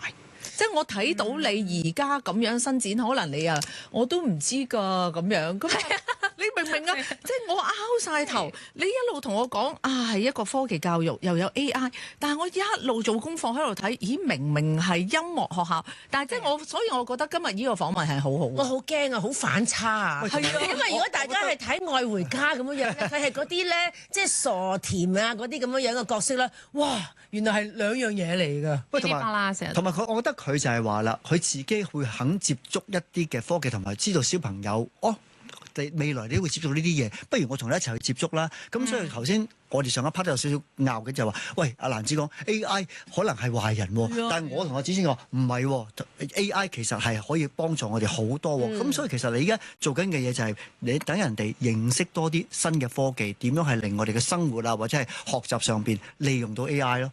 的確係嘅，AI 係即係你唔好諗住 AI 係你嘅係一個人，佢唔係一個人。佢只係一個輔助嘅工具咯，你可以咁樣諗咯。因為 AI 係唔能夠，我覺得啊，即係我好個人嘅愚昧嘅見解，我覺得 AI 係唔能夠取代真人嘅。因為人嘅頭腦係好 amazing 嘅一樣嘢。AI 佢只能夠用出現過、發生過嘅嘢去推論，但係人嘅大腦就係盲盒嘅一種啦，即係你諗法佢唔會能夠取代你嘅，所以譬如你係做創意啊、做 creative 嘅嘢嘅話咧，基本上人腦絕對係優勝過 AI。AI 可以幫你做好多嘅 research， 你可以睇下你諗嗰樣嘢有冇人諗過，但係你諗嗰樣嘢唔會係 AI 諗得到咯。因為我哋嘅人腦其實有好多嘅地方都未曾開發通到，係開發，係啊，所以其實你講得啱，佢哋只係一個大數據。係一個大數據，係啦，講得個重點就係有人做過嘅嘢，佢會有資料；當冇人做過嘅嘢，你就真係人腦會叻啲咯。係啦。喂，不如咁啊，講下啦，小朋友方面啦。頭先我講漏咗一樣嘢就係話，哇，其實咧，你培育到佢游水嘅興趣啊，定係話佢本身係一個好中意游水嘅一個小朋友咧？應該係咁講，游水係一個求生技能嚟嘅。求生技能嚟講咧，就佢基本上8個月嘅時候，佢未係好識講嘢，我就掟咗佢去學游水噶啦。咁 until 佢開始即係識表達啦，識講下感受啊，佢問我點解要游水，我話因為游水係一個求生技能。如果你跌咗落水，你唔識游水，你係死硬。你識游水，你有機會唔使死咁樣啦。咁所以我係一定要去學。咁好啦，學到咁上下啦，去學晒4式啊，游得都 OK 啦。媽咪點解我仲要學游水嘅？因為游水咧，除咗一個求生技能，亦都係一個訓練你心肺功能嘅運動，所以你必須要持之以恆咁樣去做。你覺唔覺得呢一個媽咪咧係永遠都會有答案嘅？係啊，但係你問佢個嘢，佢話佢唔知啊。你諗住想做咩？唔知啊。頭先我就子清咧想問呢個問題之前咧，我就覺得哇呢個直情係咧你問佢你諗住讀咗書未啊？考試咩？未啊。但係佢諗晒知道聽日嗰啲書啊溫乜嘢佢都要知道嘅。譬如細蚊仔幾時會get lost 啊，即係唔見即係迷路啊咁，佢之前啲嘢已經預備好晒啦。游水驚佢有危險。佢又預備好晒，但係唔知㗎。我自己嘢你點樣做唔知啊？幾時會發生？但係佢預備晒喎。覺得好多時都係咁嘅，即係你必須要即係你要有個危機意識，你要有諗法係有啲咩嘢有可能發生而去做準備。咁但係你唔會知道幾時會用到嗰啲嘢㗎嘛？咁係咪代表你唔需要準備啊？唔係嘅，即係咪代表你唔需要讀書啊？我都唔使用嗰啲讀書嘅嘢，係咪唔使識 ABC？唔係嘅。係要識咗先，但係你要用嘅時候，你用到咯。嚟到我哋第3 part 啦。我哋覺得咧，以為想請呂慧儀上嚟傾下偈，嘻嘻哈哈。原來當中咧，我覺得發覺，喂，我哋同緊一個智者傾偈。唔係啊？喂，真係嘅，真係嘅。我覺得好多嘢袋落袋啊，同埋我諗思考完之後，發覺我哋點樣對待屋企人啦，對待身邊嘅人啦，對待工作啦，對待未來嘅。都有一個另外嘅睇法，跳出個框框。係啦，係啊。喂，咁但係咧，你喺跳入呢個框框之前咧，我想講翻遠少少啦。我哋嘉賓的第一份工，我哋知道你啦，未入行之前就係模特兒啦。咁其實有冇話模特兒之前有冇話做過啲咩嘅工作咧？暑期工嗰啲咯。有錢收就計。有錢收就計嘅話，咁我第一份工應該係派報紙啊。係清晨半夜清晨起身，跟住去攞啲報紙去派喺人哋屋企門口啊！哇！幾多歲啊？我想知幾歲㗎咋嗰陣時得？點解你幾歲就已經開始賺錢啊？唔係，其實唔係諗住要賺錢嗰陣，好平㗎咋，嗰陣時袋幾蚊㗎咋，因為我哥哥嗰啲咧，即係我同我哥哥家姐一齊大㗎嘛，即係大家個年齡比較近啲，咁啊冇嘢搞咁啊幫人哋就話去幫人哋派報紙咁我哥哥去派，咁咪捉埋我哋去派咁樣啫嘛。但係好得意嘅，即係我個感覺係眼都未擘大就要去派報紙，我都唔知自己做緊乜嘢。因為我都做過，係啊，我都做過搭報紙㗎。其實嗰陣時嘅報紙一嚟到咧，唔係一齊一份㗎嘛，係要攝，要攝好多份，攝搭好先至一份捲埋㗎嘛。卡樂，點解你又要搭？點解？原來係行家。我都做好多嘢㗎，我都話啦，我除咗穿膠花之外，仲有搭個報紙，因為真係要咁樣攝曬先一份㗎嘛。即係唔同版啊，仲要體育版啊、娛樂版啊，咁樣攝翻喺個正。所以你睇下幾好咧，即係我哋呢一個環節咧，嘉賓的第一份工咧，就會俾我哋所有嘅嘉賓都會，即係啲聽眾會知道，其實啲成功人士其實佢哋嘅第一份工咧，都係我哋大家想象唔到嘅，都係要好多嘢你係要係唔諗嘅。你嗰個年代啊，應該未有膠袋加紙巾送㗎。梗係未啦，真係一卷報紙咁樣嘅啫，成手油墨都冇啊！但係我想問下咧，你派報紙嘅時候要派幾多個鐘㗎？通常係個零鐘，因為你一定人哋通常朝頭早6點幾，未到7點前就要派晒。人哋朝頭早起身要睇報紙㗎嘛。即係我哋嗰個年代仲係有一份份嘅報紙睇。我而家睇翻轉頭，我覺得好珍貴啊！啲時候，而家都大家喺個手機度碌。你飲茶嗰陣時最 enjoy 嗰樣嘢咧，就係人哋攞個報紙出嚟夾件蝦餃，哇！特別好食嘅。最緊要最 enjoy 嗰樣嘢就係人哋睇個報紙你裝，唔使自己攞，同埋唔使整污糟自己嘅手。而家我諗啊，我完全明白點解佢喺之前有講話。個仔14歲，好啦，你自己要諗下你自己啦。會有啲貢獻，係咯，有啲貢獻，要幫到人。我成日都同佢講，你要諗下你做嘅嘢，或者你花嘅時間到底值唔值咧？點樣為之值啊？有 result 或者你幫到人，或者你開心咗，咁咪值咯。我有樣嘢就想問啊，因為咧琴日嗰集咧，你講到咧話你家姐個仔咧，我真係神童嚟嘅喎，哇14歲讀大學。咁其實咧，我覺得你原生家庭咧嗰樣嘢嗰個承接落嚟咧，教你哋咧係好犀利喎。咁其實你係咪父母咧嗰陣時咧係咪有一個獨門嘅技巧嚟即係訓練你哋嘅兄弟姊妹？如果唔係你家姐個仔都係佢又點樣教你？會唔會或者你知道？我家姐都教書㗎，老師嚟㗎。即係你會唔會你哋覺得你家姐同埋你哥哥從細大家都比較上係嗰啲 discipline 得好重嗰啲啊，或者係大家都係屬於好乖嗰啲，定係你屋企嗰度會唔會有個 pattern 係知道點樣樣去養育你哋、教育你哋咧？你覺得？其實佢又冇喎，因為你知我哋嗰個年代啲爸爸媽媽通常都要返工㗎嘛。咁你話佢有幾多個時間去同你講咁多呢啲？你要做咩？你要做咩？即基本上係我諗係我哋三四個自己玩嘅時候，從玩裡面學習咯，應該咁講。即係大家一路相處，一路玩，一路試，一路跌跌撞撞咁就大個咗啦。即係嘣一聲變咗咁大個人啦。咁同埋大個咗之後，真係先至開始去理解可能做人嘅道理啊，人生嘅道理。即係可能爸爸媽媽佢哋未必係讀好多書，講到好多嘅知乎者也去俾你聽。咁但係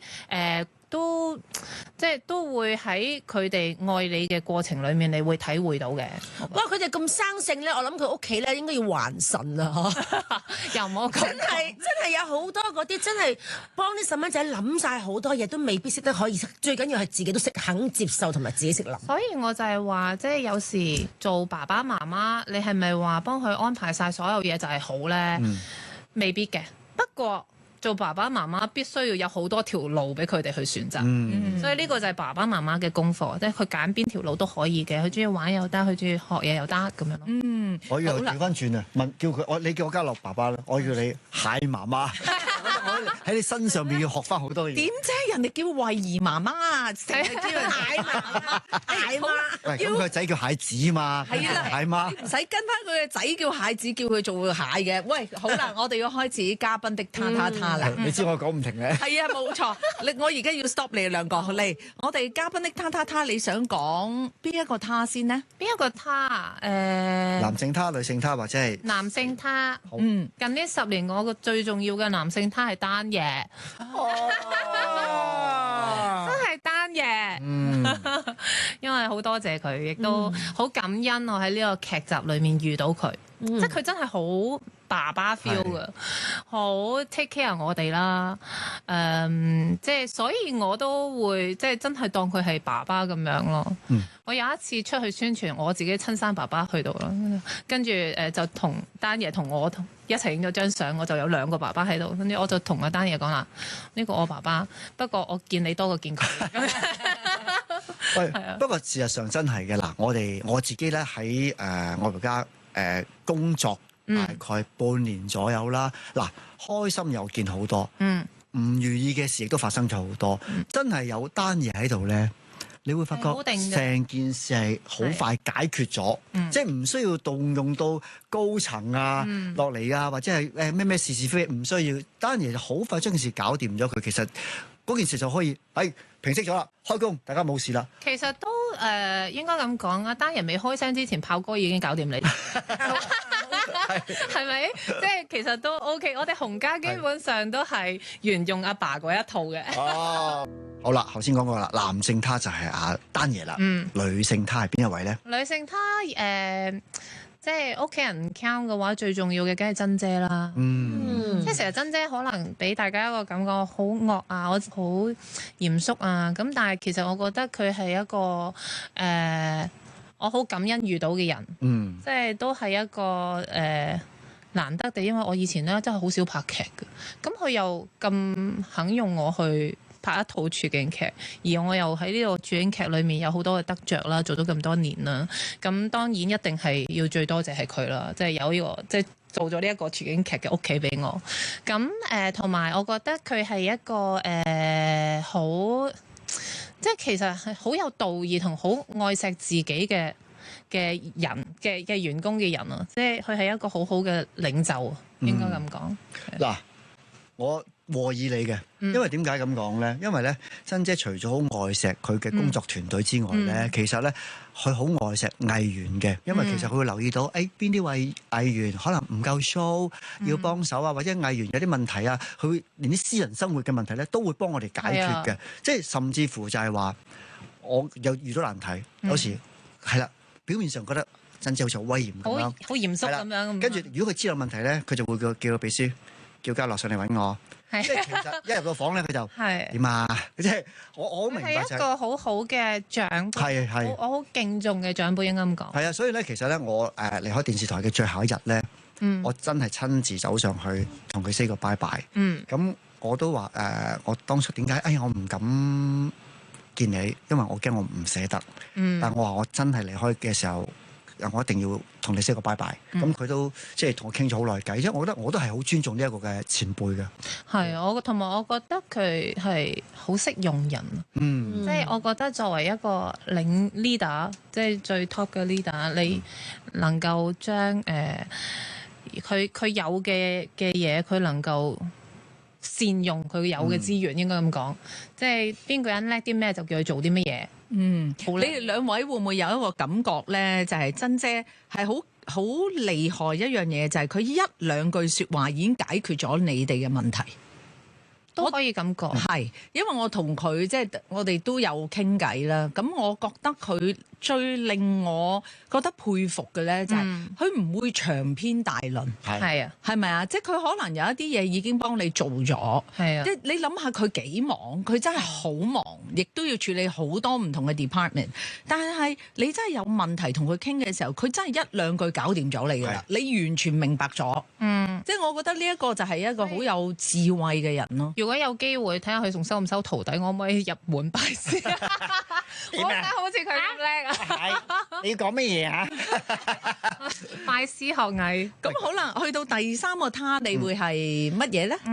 我以前隻貓，嗯因為其實佢走咗一段時間啫，我唔係好中意將屋企唔開心或者我自己唔開心嘅嘢攞出嚟分享，所以可能即係啲人未必知。我知道我有養貓嘅有啦，但係知道我隻貓走咗嘅人唔多。咁我好感恩就係我隻貓陪咗我一段好長嘅時間，亦都令到即係佢亦都陪住我小朋友長大嘅嗰陣時，我係大肚嘅時候，我隻貓都喺度嘅。即係有啲人咪話大肚唔養得貓咁樣嘅，即係我覺得唔一定嘅，即係你自己處理好就得㗎啦。咁我隻貓係陪伴咗我好多人生嘅大事啦，應該咁講，所以我好感恩嘅一個他。嗱，譬如好多人咧，佢哋咧就覺得喂好驚唔捨得，就唔敢再養。但係咧，我會發覺咧一樣嘢就係話小朋友同動物一個成長咧，對佢哋呢個好好嘅教育嚟個。你會唔會諗住都會再次俾即係自己屋企會養動物，跟住呢樣嘢可以有個教育俾個仔去照顧嗰陣時隻貓走咗之後就有，其實我覺得需要一段時間沉澱，因為我唔係揾一個替身去取代我原本嗰隻貓。第一係咁，第二係我見到我會唔開心，即係而家我再見翻有一次，我記得有個我哋寵物有寵物演員入嚟咧，帶咗隻貓係好似我以前隻貓，超級似 BB 我隻貓 BB 嘅時候就係咁嘅樣噶啦。跟住嗰隻貓得6個月嘅啫，跟住全程都唔知點解好黐住我，抱咗佢好耐，坐喺個 cafe 嗰張大圓台嗰度坐喺度，跟住佢個主人話：點解佢咁黐你嘅？真係好得意啊！咁樣，跟住我心諗，我抱住我都唔想放手，我都要一個即係心理關口啊！即係我自己會好掛住我以前隻貓，咁所以我而家見到貓或者人哋同我講貓嘅嘢，我都會隔一隔先，即係我唔想太多嘅回想起，又會唔開心咁樣啦。咁所以我衝破咗個關口，抱咗佢一陣間之後，我都諗，或者我都可以有機會，或者有緣分嘅時候，可以即係再養一隻貓咁樣咯。咁同埋我小朋友都好中意貓。我問佢：你會唔會想養狗啊？即係會唔會想養細狗啊？咁樣唔會，媽咪，我淨係想養同以前隻貓一樣嗰隻貓。我以前貓叫佢 Tiger， 我淨係想養 Tiger 嗰種。我話咩品種你都可以揀喎，其實你可以揀其他品種。如果你真係想再養嘅話，你可以諗下先，即係唔一定嘅。我覺得即係你唔好話我要養隻乜嘢貓，我要養隻加菲咁就要。你咪異國短毛，所以叫 Tiger， 係咪啡色嘅咧？係咪？係因為佢真係好似 Tiger。哦，係喎，好靚喎，啲花紋係好靚喎。我覺得呂慧儀靚啲。Tiger 好得意，係喎，同埋佢好有性咯，即係我覺得動物嚟講，即係佢係有自己諗法，佢見到你心情唔好，佢會過嚟攆你咁樣。即係我覺得好多時，即係可能我自己喺屋企，因為我係一個比較會將唔開心嘅嘢自己消化嘅人嚟。咁所以佢會 sense 到嘅喎。我唔需要講啲乜嘢，佢會得咗喺你旁邊陪你咁樣咯。我好多謝阿慧儀媽媽呢3晚上嚟同我哋傾偈。其實我覺得呢3晚係好值得，好值得。你俾我更深入個盲口噴，係啊，同埋好欣賞你啊！係啊，同埋我覺得佢做教育係啱嘅，但係你可唔可以將個教育咧，可唔可以伸展去？譬如我呢啲咁嘅年紀，我都覺得喺你身上呢幾日都學咗好多嘢。收唔收啲咁嘅年紀嘅咧？其實都我哋個教育中心嚟緊，可能都會收啲老人家係咪？去啲學校即係講下講座咁樣咯，分享會啦，都唔好話講講座。其實我覺得好多時你唔好話去教人哋，好多時都係一個分享。咁你領略到幾多咪領略幾多咯。咁頭先阿蘭子你領略到幾多啊？我領略咗好多嘢啊。例如就係我要學游水咯，游水啊，同埋我要打機。OK，thank you 晒，多謝。